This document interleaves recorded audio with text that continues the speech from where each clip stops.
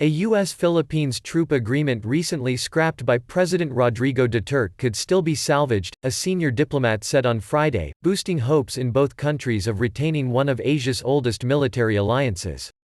Talks were taking place to find a solution, but the alliance would prevail, recognizing the importance of the United States as a global power, said José Manuel Romualdez, Philippine ambassador to Washington.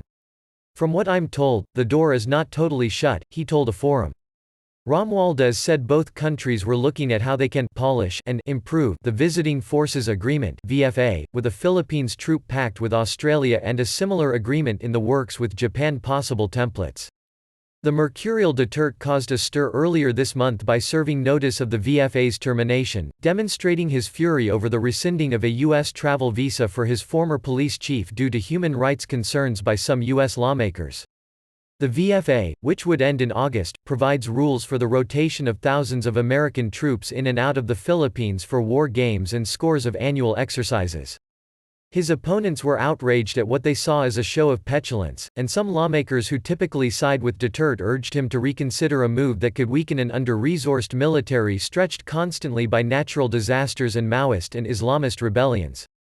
Philippine efforts to protect the alliance underscore contrasting opinions within the Duterte administration and legislature about his foreign policy trajectory, especially over his openly hostile approach towards the United States, where relatives of millions of Filipinos live.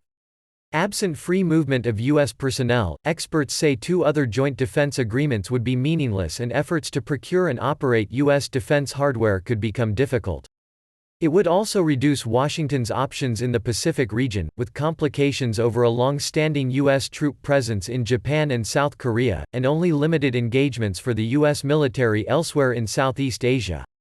The other source of foreign policy friction in the Philippines is Duterte's fondness for China, which many Filipinos view with skepticism due to a history of perceived maritime encroachments.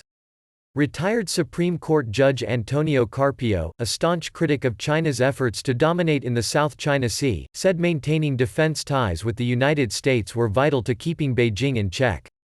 "The only ally we can hope to deter China is the U.S., he told the forum.